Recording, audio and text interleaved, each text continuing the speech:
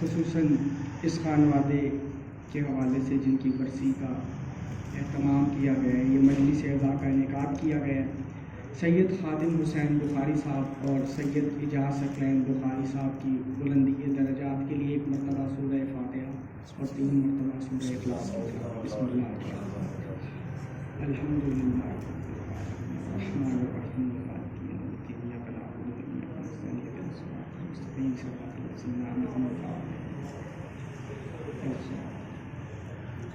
بسم اللہ الرحمن الرحیم، بسم اللہ بسم اللہ۔ مرحومین کی بلندی درجات کے لیے ایسی صلوات پڑھیں کہ جناب صاحب العصر امام زمانہ راضی ہو جائیں۔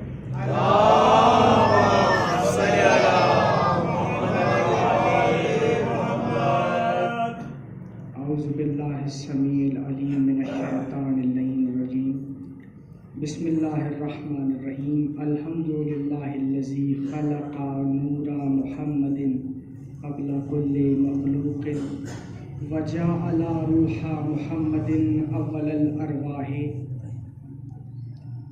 ارسلہ بالحق بشیرا ونذیرا۔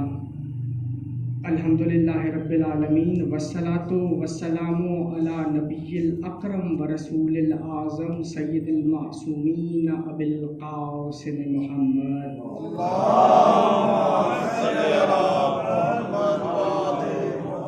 وآلہ الطیبین الطاہرین المعصومین الذین اذھب اللہ عنہم الرجس وطہرہم تطہیرا۔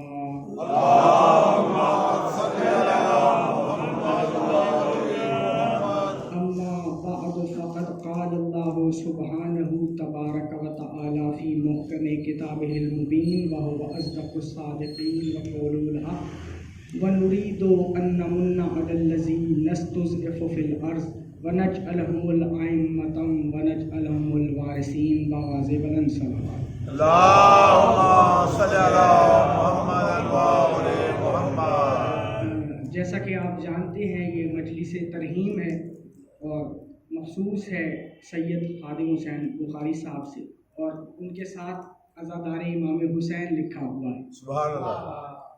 اور یہ برسی ہے سید اجاز ثقلین بخاری صاحب کی، کہ جو عزادار بھی تھے اور شاعر بھی تھے۔ سبحان اللہ۔ انہوں نے جب اجاز مودت لکھی اور اس حوالے سے دادا جی سے کہا کہ اس حوالے سے اپنی رائے دیجیے، تو انہوں نے اس حوالے سے جو رائے دی ان میں جو سید اجاز ثقلین بخاری صاحب کا ذکر کیا وہ میں تبرکاً آپ کی خدمت میں پیش کر رہا ہوں۔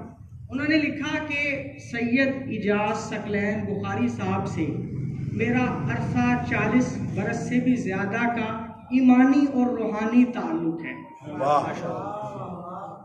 اور اجاز ثقلین بخاری صاحب بڑے مہذب، بلند اخلاق اور مخلص مومن ہونے کے ساتھ ساتھ بلند پایا ادیب بھی ہیں۔ ان کے یعنی جو علمی مضامین ہیں وہ مختلف رسائل میں شائع ہوتے رہتے ہیں، اور اس کے علاوہ وہ عزادار بھی ہیں۔ ان کے اس عزا خانے میں جس میں اب مجھے ذکر کا موقع ملا، اس عزا خانے کا ذکر کرتے ہوئے انہوں نے لکھا کہ یہاں مجالس عزا منعقد ہوتی ہیں جن میں بہت بڑے بڑے علماء اور خطباء اور ذاکرین خطاب فرماتے ہیں، فضائل و مصائب ذکر اہل بیت ہوتا ہے، یہ ذکر ہوتا ہے۔ ان تمام محاسن کے علاوہ سید اجاز ثقلین بخاری صاحب کی جو زندگی ہے وہ لکھتے ہیں وہ دنیا داروں جیسی نہیں ہے۔ ان میں اچ شریف کے بخاری سادات کے بزرگوں کی روحانی جھلک نظر آتی ہے، اور ان کا جو مجموعہ کلام ہے، منظوم کلام ہے اعجاز مودت، ان کے متعلق انہوں نے لکھا یہ اعجاز حسین ہے۔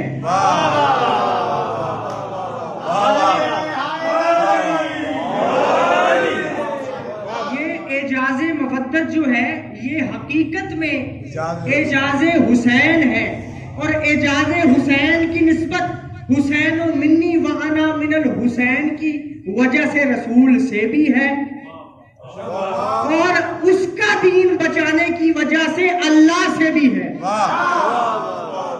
تو چونکہ اس اعجاز مودت میں نعت ہائے بار خدا، حمد باری تعالی، نعت ہائے مصطفیٰ اور فضائل و مناقب اہل بیت اور مسائل موجود ہیں، انہوں نے کہا جب میں نے اعجاز مودت کو پڑھا تو مجھے ایک روحانی کیف محسوس ہوا۔ تو ان تمام محاسن کے پیش نظر وہ یہ کہتے ہیں ان اوصاف کے علاوہ یہ ثابت ہوتا ہے کہ سید اعجاز ثقلین بخاری صاحب بلند پایا شاعر بھی ہیں، اور ان کا یہ کلام بتاتا ہے کہ وہ اس لقب کے مستحق ہیں۔ کتاب کا نام کیا ہے؟ شاعری کی کتاب کا نام اعجاز مودت، اور وہ اس لقب کے مستحق ہیں کہ انہیں شاعر مودت کہا جائے۔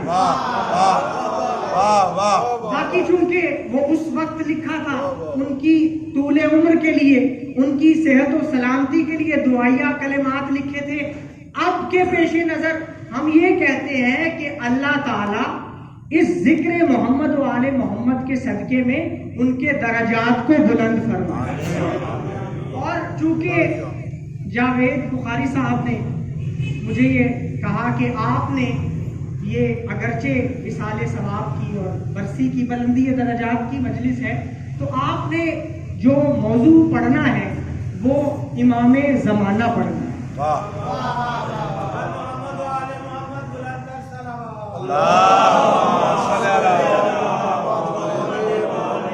تو اسی کے پیش نظر ایک بہت ہی واضح آیت ہے جس کا سیاق و سباق بھی میں آپ کی خدمت میں عرض کر دوں گا، لیکن آیت ہی بتا دیتی ہے کہ یہ کس کے حق میں نازل ہو رہی ہے۔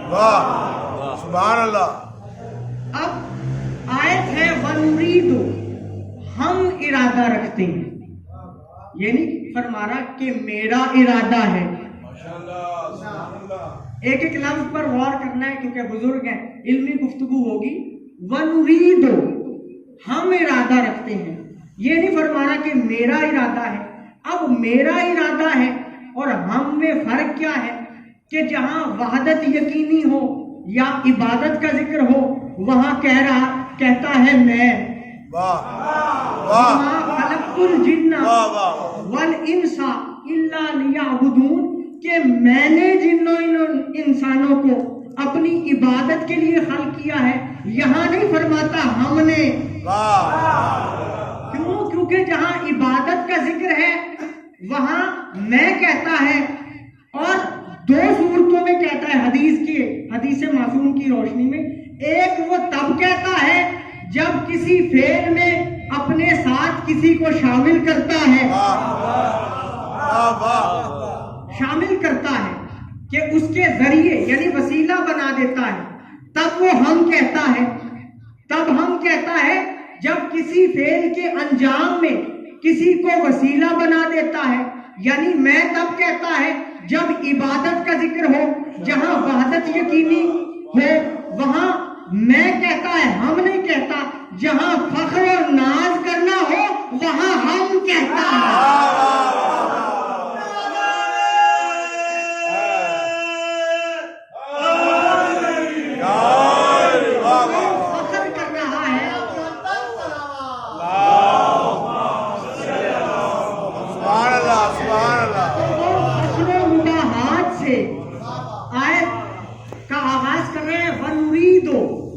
ارادہ رکھتے ہیں کیا؟ ان علی الذین، کہ ان لوگوں پر احسان کریں، نستضعف فی الارض، جنہیں زمین میں کمزور کرنے کی کوششیں کی گئی۔ اب بریکٹ میں لگا دیتا ہوں، بریکٹ ترجمے میں میں لگا دیتا ہوں، ہم ارادہ رکھتے ہیں کہ ان لوگوں پر احسان کریں جنہیں زمین میں کمزور کرنے کی ناکام کوششیں کی ہیں۔ کیا کہہ رہے ہیں، کیا کہہ رہے ہیں؟ کیا ارادہ کیا ہے کہ احسان کرنا ہے ان پر جنہیں زمین میں کمزور کرنے کی کوششیں کی گئی ہوں۔ اچھا، اب ارادہ یہ ہے کہ لوگوں کی کوشش یہ ہوگی کہ انہیں کمزور کیا جائے۔ میرا ارادہ کیا ہے؟ وَنَجْعَلَهُمْ أَئِمَّةً وَنَجْعَلَهُمُ الْوَارِثِينَ۔ میرا ارادہ یہ ہے کہ میں انہیں امام بناؤں گا اور زمین کا وارث بناؤں گا۔ کیا کہہ رہے ہیں؟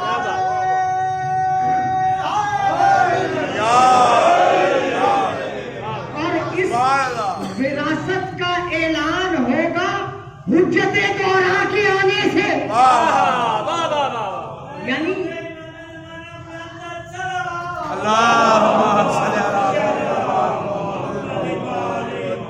یعنی ایک دور ہوگا جو یہ ثابت کرے گا کہ کچھ اللہ کے بنائے ہوئے ایسے امام ہیں جنہیں کمزور کرنے کی کوششیں کی جا رہی ہیں، لیکن اللہ انہیں سند امامت دے رہا ہے کہ تم کمزور کرو گے، وہ امام ہوں گے اور وہی زمین کے وارث ہوں گے۔ اگر حکومت کسی اور کے پاس چلی جائے اسے زمین کا وارث نہ سمجھنا۔ اگر اس غلط فہمی میں مبتلا ہو تو مہدی کو دیکھ لو،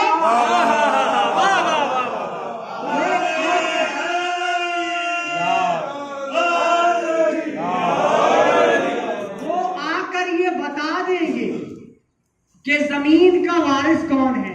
اب ارادہ فرمانے والا اللہ ہے، اس کے ارادے میں کوئی رکاوٹ نہیں ہو سکتی، اس کے ارادے کو مکمل ہونے سے کوئی روک نہیں سکتا۔ اس کا ارادہ یہ ہے کہ ان لوگوں پر احسان کرے جن کو دشمنوں نے کمزور کرنے کی کوششیں کی گئی اور انہیں کمزور سمجھ کر وہ ظلم اور بربریت کرتے رہے۔ اللہ کا ارادہ یہ ہے کہ انہی مظلوموں کو امام بنائے گا۔ اب قرآن ہے مسلمانوں کے لیے، غیر مسلم تو نہیں مانتے، تو قرآن میں اللہ بتا رہا ہے کہ اللہ مظلوموں کو امام بناتا ہے، ظالم کو نہیں بناتا۔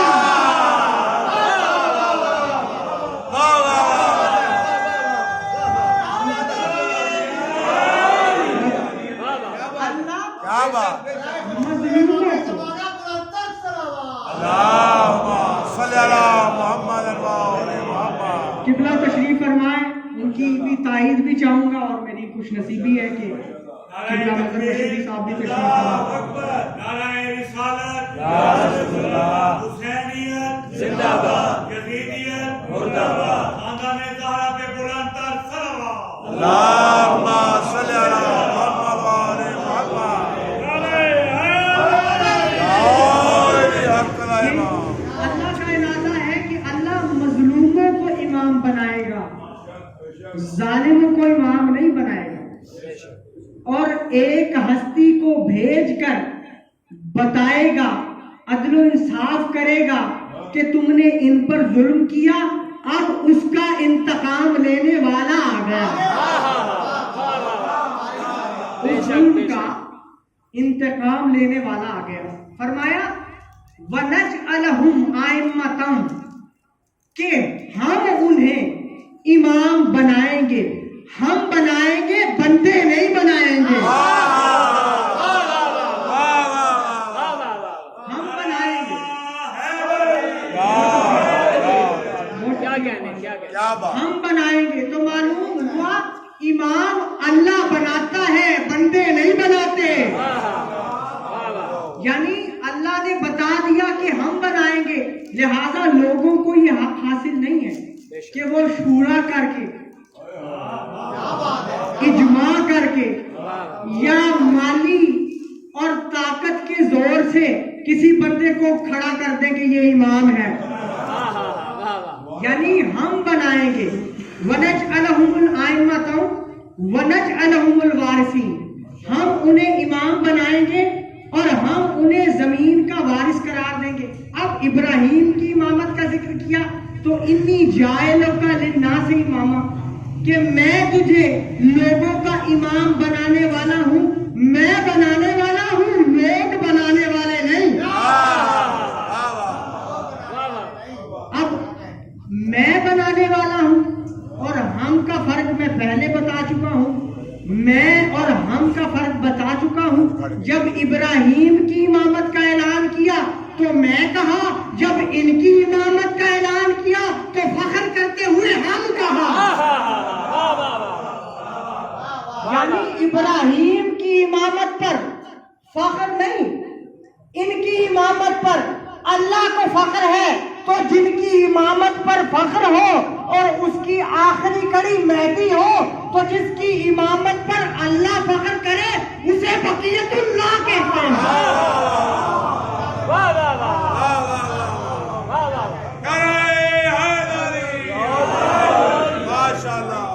حضرت ابراہیم کی امامت کا ذکر ہو گیا، حضرت اسحاق کی، حضرت یعقوب کی، وَجَعَلْنَاهُمْ أَئِمَّةً يَهْدُونَ بِأَمْرِنَا، ادھر بھی فرمایا کہ ہم نے انہیں امام قرار دیا جو ہمارے امر سے ہدایت کرتے ہیں۔ تو یہ ہے عطا کردہ امامت جو عطا کی ہے۔ اب ابراہیم کو ایک امامت ملی تو وہاں میں فرمایا، ہم نہیں فرمایا، یہاں ہم فرما رہا ہے۔ اور اسحاق کا بھی ذکر، وَوَهَبْنَا لَهُ إِسْحَاقَ وَيَعْقُوبَ نَافِلَةً وَكُلًّا جَعَلْنَا الصَّالِحِينَ وَجَعَلْنَاهُمْ أَئِمَّةً يَهْدُونَ بِأَمْرِنَا، کہ ہم نے ابراہیم کو اسحاق عطا کیا، یعقوب بھی دیا، وَجَعَلْنَاهُمْ أَئِمَّةً يَهْدُونَ بِأَمْرِنَا، ہم نے انہیں امام بنایا۔ تو عطا کی ایک عطا ایسی ہے جس فعل میں اللہ کسی کو شامل کر لے، کسی کو وسیلہ قرار دے دے، تب وہ ہم کہتا ہے۔ معلوم ہوا ابراہیم کو، اسحاق کو، یعقوب کو امامت ملی، کوئی ایسا وسیلہ تھا جس نے امامت عطا کی۔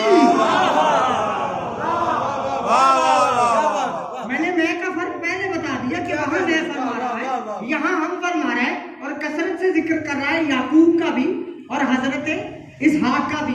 تو معلوم ہوا میں تب کہتا ہے جب وحدت یقینی ہو، عبادت کا ذکر ہو، ہم تب کہتا ہے جہاں ناز ہو، فخر ہو، یا کسی امر میں اس نے اپنے ساتھ کسی کو شامل کرنا ہو تاکہ وہ ذریعہ و وسیلہ بن جائے، وہ بے نیاز ہو کے جنہیں وسیلہ بنا دے تو تب اعتراض نہیں، ہم نیاز مند ہو کے وسیلہ بنائے تو اعتراض کیسا؟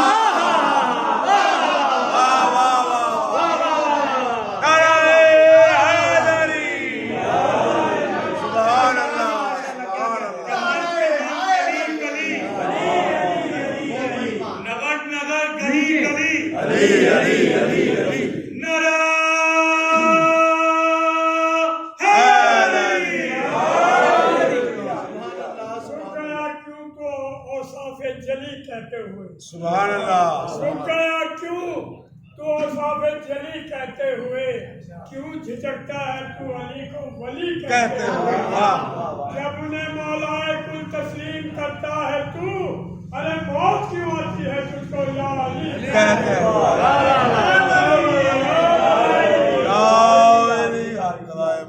تو ابراہیم کو اللہ نے بنایا، یعقوب کو اللہ نے بنایا، اسحاق کو اللہ نے بنایا، تو معلوم ہوا نبوت و رسالت کی طرح امامت بھی ایسا عہدہ ہے جسے اللہ عطا کرتے ہیں، بندے نہیں۔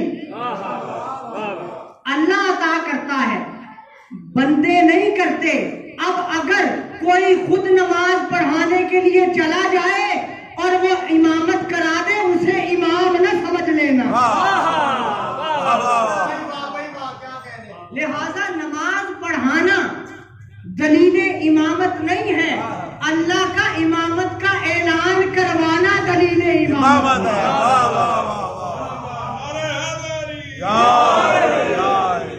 اب سیاق و سباق ہے، وہ یہ ہے کہ بنی اسرائیل کا ذکر ہو رہا ہے کہ فرعون خود ہی خدا بن بیٹھا تھا، اللہ کے بنائے ہوئوں سے لڑتا تھا، انہیں ستاتا تھا، ان پر ظلم کرتا تھا۔ تو اللہ نے فیصلہ کر دیا کہ ہمارا نتیجہ کیا ہے کہ حق کے ساتھ فرعون نے ٹکر لی، یعنی اللہ کے بنائے ہوئے پیشواؤں کے ساتھ فرعون نے ان پر ظلم کر کے حق سے ٹکر لی۔ اسی لیے اقبال نے کہا موسیٰ و فرعون و شبیر و یزید این دو قوت از حیات آیت پدید۔ موسیٰ و فرعون اور شبیر و یزید یہ دو قوتیں ہمیشہ سے چلی آ رہی ہیں۔ اب ایک فرعون ہے جو باطل کا سربراہ ہے، ایک موسیٰ ہے جو حق کا رہبر ہے۔ اسی طرح یزید باطل کا سربراہ ہے، حسین علیہ السلام حق کے امام ہیں، حق کے رہبر ہیں، اور اللہ نے نتیجہ دے دیا کہ جب ظالم ظلم کرتا ہے اور یہ دو قوتیں حق اور باطل کی قوت ٹکراتی ہے تو کیا ہوتا ہے؟ تب ظالم کے ظلم کرنے سے مظلوم کو کوئی فرق نہیں پڑتا، کیونکہ وہ صابر ہے۔ ہاں، مظلوم کی امامت کا اعلان ہوتا ہے اور اسے زمین کا وارث قرار دیا جاتا ہے۔ موسیٰ، فرعون، شبیر و یزید، این دو قوت از حیات آیت پدید۔ اب مسلمانوں کی تعداد کتنی ہے؟ کروڑوں میں نہیں، اربوں میں پہنچ گئی ہے۔ اب نہیں کہتے، اب اور لوگوں تک یہ رسول کی حدیث بھی پہنچ گئی ہے کہ میری نسل سے میرا ہم نام، جس کا نام میرے نام پر ہوگا اور وہ اولاد فاطمہ سے ہوگا، وہ زمین کو عدل و انصاف سے اس طرح پر کر دے گا جیسے وہ ظلم و جور سے پر ہوگی۔ رسول نے کہا اس کا نام میرے نام پر ہوگا، تو جو رسول کے نام کا بھی وارث ہو، رسول کی کنیت کا بھی وارث ہو، اسے امام زمان کہتے ہیں۔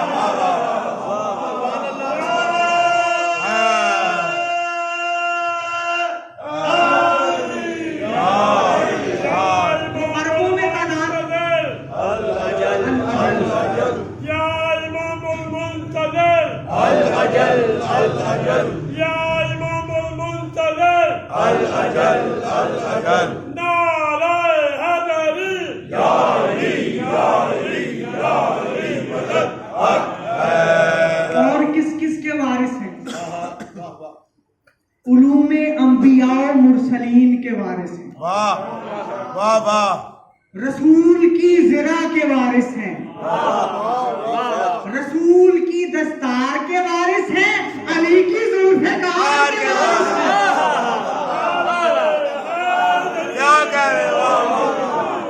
رسول کی دستار کے وارث ہیں، علی کی ذوالفقار کے وارث ہیں، اور توریت، زبور، انجیل تمام کتابیں اصلی حالت میں ہوں گی جب امام زمانہ تشریف لائیں گے۔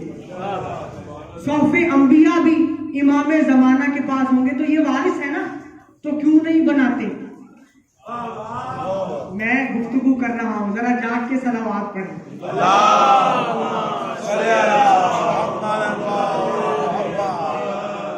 سات ارب سے بھی تجاوز کر گئی مسلمانوں کی تعداد، تو بنا لو۔ اب نہیں بناتے، اب بناتے نہیں، اب یہ نہیں کہتے کہ امام زمانہ کو ہم بنائیں گے، اب کہتے ہیں کہ امام مہدی آئیں گے۔ اب یہ نہیں کہتے ہم بنائیں گے، کیوں؟ بنا لو۔ کہا اگر کسی کو بنایا اور بنے بھی تو وہ باطل ہو گیا دعویٰ، کیوں؟ اگر کسی کو بنائیں گے تو عیسیٰ چوتھے آسمان سے کیسے؟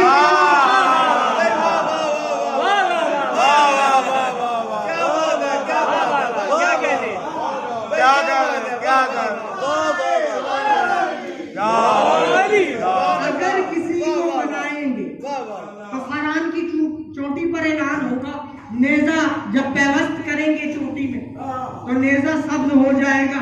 اب نیزہ سبز کرنے والا کہاں سے لائیں؟ اب نہیں کہتے کہ ہم بنائیں گے، اب کہتے ہیں کہ امام مہدی آئیں گے. اب آئیں گے اور عیسیٰ بھی آئیں گے. تو عیسیٰ کے بارے میں سورہ نساء میں اعلان ہوا وما قتلوہ وما صلبوہ، کہ عیسیٰ نہ تو قتل ہوئے نہ انہیں صلیب دی گئی، ولیکن شبہ لہم، لیکن ان کی شباہت انہیں محسوس ہوئی. یعنی ایک بندے کی شباہت عیسیٰ جیسی ہو گئی، اسے صلیب دے دی گئی، اسے قتل کیا. اچھا وما قتلوہ وما صلبوہ، نہ تو عیسیٰ کو قتل کیا گیا نہ وہ صلیب ہوئی. پھر آگے ہی فرمایا وما قتلوہ یقیناً انہیں نہیں قتل کیا گیا، بل رفع اللہ الیہ، بلکہ اللہ نے انہیں اپنی طرف بلند کر لیا. اب عیسیٰ کا بلند کیا جانا کس کے مقابلے میں آیا؟ قتل ہونے اور صلیب کے مقابلے میں آیا. یعنی قتل نہیں ہوئے، صلیب نہیں ہوئی، قتل نہیں ہوئے، صلیب نہیں ہوئے، یقیناً قتل نہیں ہوئے، بلکہ اللہ نے اٹھایا. تو ماننا پڑے گا جب قتل اور صلیب نہ ہونے کے مقابلے میں اٹھانا آ رہا ہے تو اللہ نے عیسیٰ کو زندہ اٹھایا ہے. یعنی یہ عقیدہ رکھتے ہیں کہ عیسیٰ معاذ اللہ انہیں صلیب ہو گئی، یہ اللہ نے اس کا بھی جواب دے دیا وما قتلوہ وما صلبوہ. اب عیسیٰ چوتھے آسمان سے آئیں گے اور خود جرت نہیں کریں گے کہ وہ نماز پڑھائیں، بلکہ کہیں گے آپ محمد کے نواسے ہیں، آپ نماز پڑھائیں. کیا کہنے تو جب عیسیٰ آخری کو نہیں پڑھا سکتے تو ایرا غیرہ پہلے کو کیسے پڑھا سکتے؟ تو جب امام زمانہ کا سر سجدے میں ہوگا، عیسیٰ کا سر میرے امام کے قدموں میں ہوگا. اچھا عیسیٰ کون ہے؟ صاحب کتاب ہے، صاحب شریعت ہے، مردوں کو زندہ کرنے والے ہیں، کوڑیوں کو شفا دینے والے ہیں، برس کو ٹھیک کرنے والے ہیں، مردوں کو زندہ کرنے والے ہیں. تو کیوں نہ کہوں اتنے معجزات والا نبی جس کے قدموں میں سجدہ ریز ہو کے بارگاہ الہی میں نماز ادا کرے اسے مہدی کہتے ہیں. عیسیٰ معصوم ہے، عیسیٰ معصوم ہے. تو معلوم ہوا معصوم کو کوئی غیر معصوم نماز نہیں پڑھا سکتا. امام مہدی کا نماز پڑھانا بھی یہ بتاتا ہے کہ امام مہدی بھی معصوم ہے. بلکہ میں تو یہ کہتا ہوں عیسیٰ کو نبی جو بنایا علی کی ولایت نے بنایا، عیسیٰ معصوم ہوئے تو مہدی کے پیچھے نماز پڑھنے کے لیے تاکہ ایک ایسا نبی جو امام زمانہ علیہ السلام کے ساتھ اس عظیم مارکے میں جہاد کرے. یہ تو فضائل کا باب تھا، کیونکہ انہوں نے کہا تھا کہ ہمارا یہ مقصد نہیں کہ مطلب واہ ہو رہی ہے، یہ تو مولا کا کرم ہے کہ اچھا پڑھا جا رہا ہے، آپ داد دے رہے ہیں. تو کچھ دلائل میں نے امام زمانہ کے وجود کے حوالے سے ذکر کر لیے تھے، اور یہ مجھے تقریباً 2 دن پہلے کہا گیا. نجفی صاحب جانتے ہیں، انہوں نے کہا آپ بے شک 10 منٹ یا کم از کم 10 منٹ اور موضوع اپنا. تو میں نے کہا نہیں، میں مکمل امام زمانہ پر پڑھ دوں. تو میں نے یہ دلائل کچھ ذکر کیے تھے کہ تنزل الملائکۃ والروح فیہا باذن ربہم، کہ ملائکہ شب قدر میں امر لے کر نازل ہوتے ہیں. اب تنزل الملائکۃ، تنزل المضارع کا صیغہ ہے، فیوچر، مستقبل میں، یعنی ہوتے ہیں، ہوتے رہیں گے، ہوتے ہیں، ہوتے رہیں گے. کیا لے کر؟ امر لے کر تو کوئی صاحب امر ہونا چاہیے جو قیامت تک باقی ہو، اور فرشتے قیامت تک اس پر امر لے کر نازل ہوتے رہے۔ اب غیر سلسلہ سند سے یہ روایت بھی موجود ہے کہ جب جابر نے پوچھا کہ آپ کے بعد امام کتنے ہوں گے، تو فرمایا رسول نے، جابر تم نے یہ سوال کر کے پورے اسلام کا سوال کر لیا، کیونکہ جن کی امامت و ولایت پر دین مکمل ہو، ان کی امامت کے متعلق سوال کرنا پورے اسلام کے متعلق سوال کرنا ہے۔ کہاں ان میں اول علی ہے اور آخری مہدی ہے، اب ہے 12 ائمہ ہیں، اور کون ہیں جنہیں کمزور کرنے کی کوششیں کی گئی۔ تو اب سلسلہ امامت علی سے امام حسن عسکری تک پہنچا، نظر بند رہے، قید میں رہے، تلوار سے شہید ہوئے، زہر سے شہید ہوئے، یہی سلسلہ رہا۔ اب تعداد ہے 12، 11 یہاں آئی، اب 12 تعداد بتائی قیامت تک، یا تو 12 کی ہی عمر طولانی ہو یا کم از کم ایک ہی ہو جو قیامت تک باقی رہے۔ یہ دوسری دلیل۔ پہلی دلیل تنزل الملائکہ، دوسری دلیل کہ ایک ایسی ہستی، یا تو ساروں کی اتنی طویل عمر ہو کہ قیامت تک جائے، یا ایک ہستی کی عمر اتنی طولانی ہو کہ وہ قیامت تک جائے، تو ماننا پڑے گا کہ ایک ایسی ہستی ہے جس نے آنا ہے، قیامت بھی اس کے انتظار میں رکی ہوئی ہے۔ اچھا، تو 2 دلیلیں ہو گئی۔ تیسری دلیل کہ باقی کیسے ہیں؟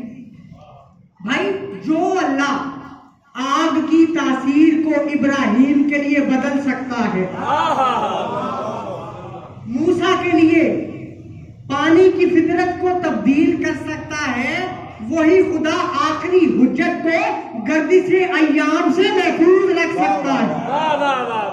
یہ بہت ادنا دلیل ہے، یہ بہت ادنا دلیل ہے۔ اس سے بڑھ کر دلیل کیا ہے کہ اطیعوا اللہ واطیعوا الرسول واولی الامر منکم، اطاعت کرو اللہ کی، رسول کی اور صاحبان امر کی۔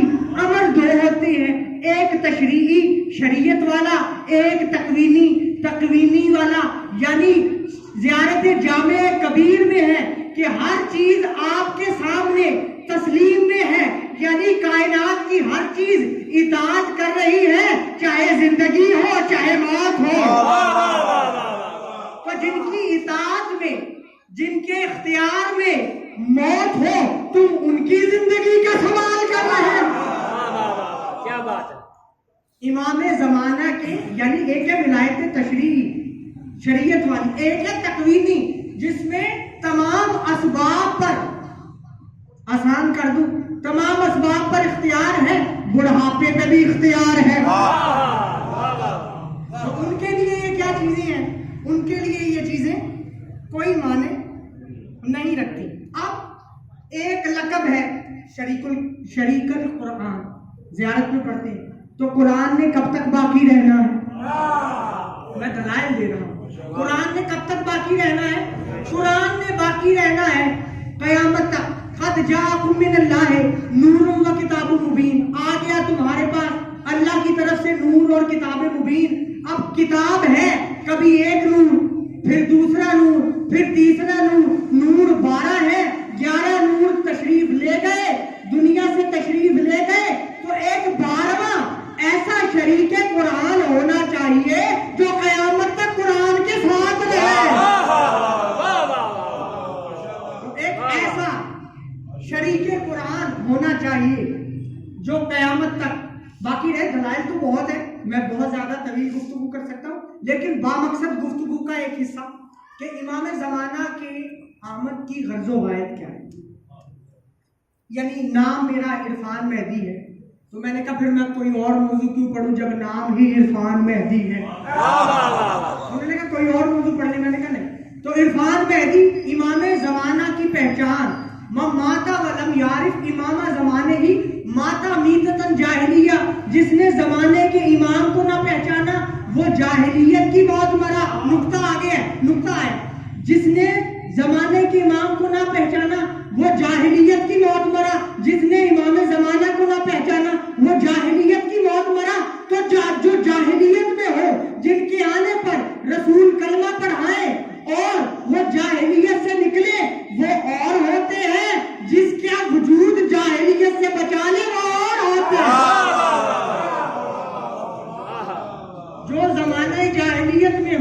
رسول آئیں کلمہ پڑھائیں وہ رضی اللہ بن جائیں، وہ اور ہوتے ہیں جس کا وجود جاہلیت سے بچائے، وہ اور ہوتے ہیں۔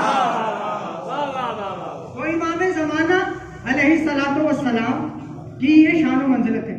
اب امام فرماتے ہیں بامقصد گفتگو کہ غائب کیا ہے، غرض و غائب کہ وہ زمین کو عدل و انصاف سے اس طرح پر کر دیں گے کہ جس طرح وہ ظلم و جور سے پر ہوگی۔ تو اب امام کی غرض و غائب، ہم کہتے ہیں ہم نے امام کی فوج میں شامل ہونا ہے، امام کا سپاہی بننا ہے۔ تو جب آپ فوج میں شامل ہوتے ہیں تو پہلے ٹریننگ ہوتی ہے یا نہیں؟ تو پہلے غرض و غائب سمجھ لو کہ آپ نے فوج میں جانا ہے، اور اس فوج کے علمبردار صاحب الزمان ہیں، ان کا ہر باطل قوت سے مقابلہ، کسی ایک سے نہیں، آدم سے لے کے امام حسن عسکری تک، یعنی باطل کی مختلف شکلیں رہیں، ہر باطل سے نہیں، یہاں امام کا مقابلہ ہر باطل سے ہے۔ تو امام کی فوج کا سپاہی بننے کے لیے ہر باطل کے خلاف کھڑا ہونے والا ہونا چاہیے، یہ تیاری بتا رہا ہوں۔ اور عدل و انصاف کے قیام کے لیے ہمہ وقت تیار ہونا چاہیے، یعنی مومن کو عادل ہونا چاہیے، ظالم نہیں ہونا چاہیے۔ اور اگر اس کے کورٹ میں کوئی مقدمہ آ جائے تو وہ کسی کی سائیڈ نہ لے، بلکہ میزان عدل کو ہاتھ میں رکھ کے اپنا ہو غیر ہو انصاف کرے۔ تو یہ تیاری ہے، غرض و غایت ہے عدل و انصاف۔ تو ایک تو مومنین کو عدل و انصاف کے لیے اتنا ہونا چاہیے کہ اس کی زندگی میں نہ تو ظلم ہو، نہ ہی خلاف انصاف کوئی بات ہو، اور دوسرا یہ کہ مقابلہ ہے ہر باطل قوت سے، لہذا مومن کے مزاج میں ہر باطل قوت سے ٹکرانے کا مزاج ہونا چاہیے۔ بھائی تقیہ کا دور مولا علی سے لے کر امام حسن عسکری تک تھا، اب ٹریننگ کا تقاضا ہے، اب شیعہ بھی تقیہ کا جو ہے نا اوڑھنا بچھونا اسے نہ بنائے، بلکہ علل اعلان اپنے عقیدے کا اور اپنی قوت کا اظہار کرے۔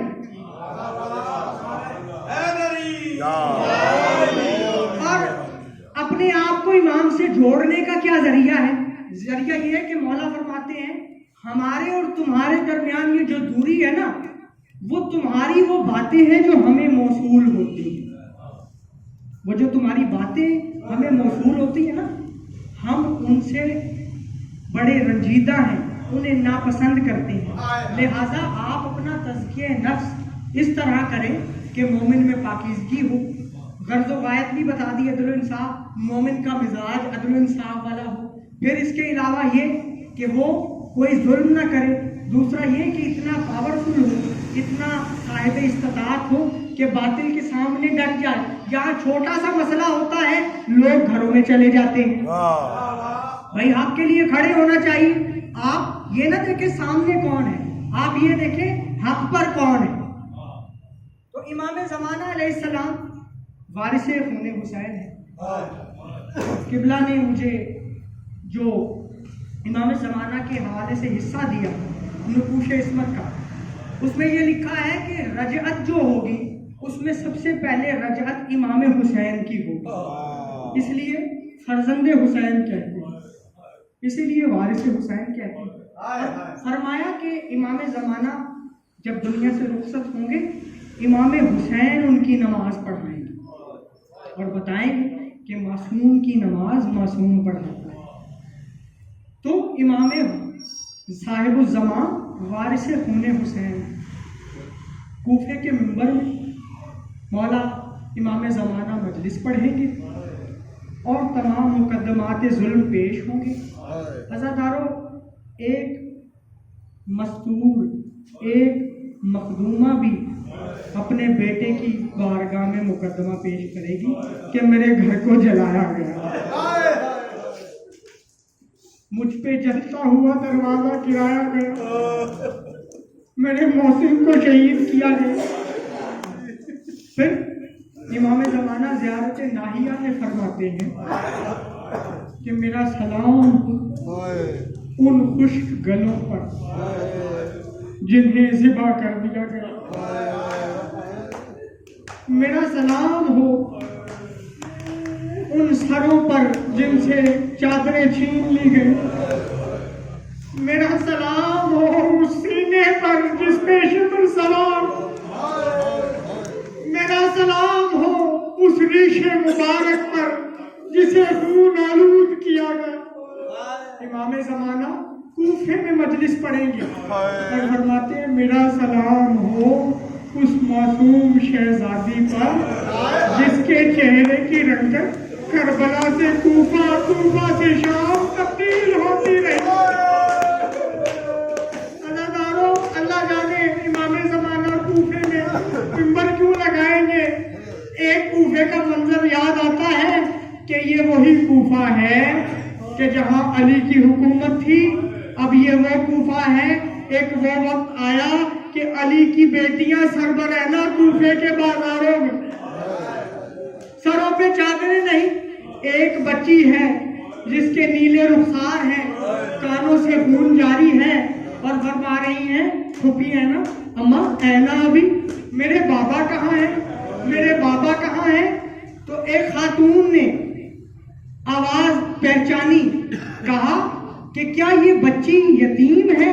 جناب زینب نے کہا ہاں، اسے یتیمی کی بیماری ہے، اس کا بابا مارا گیا۔ کہا مخدومہ اللہ جھوٹ نہ بلائے، آپ کی آواز میری آقا زادی زینب سے ملتی ہے۔ کہا ام حبیبہ، اگر وہ مخدومہ اس بھرے ہوئے بازار میں آ جائے تو کیا پہچان لوگی؟ کہا بی بی کچھ خیال کریں، ان کے تو 18 بھائی ہیں، ان کا تو عباس کڑیے جوان بھائی ہے۔ جناب زینب تڑپ گئی، کہا ام حبیبہ پہچان، انا زینب، ام حبیبہ میں زینب ہوں۔ عزادارو، امام اصل کوفے کے منبر پہ مصائب پڑھیں گے کہ کیسے اصغر کو تیر لگا، کیسے قاسم کا لاشا پامال ہوا، کیسے اکبر کے کلیجے میں برچی لگی، کیسے حسین علیہ السلام کو 3 دن کا بھوکا پیاسا کربلا کی ریت میں شہید کیا گیا۔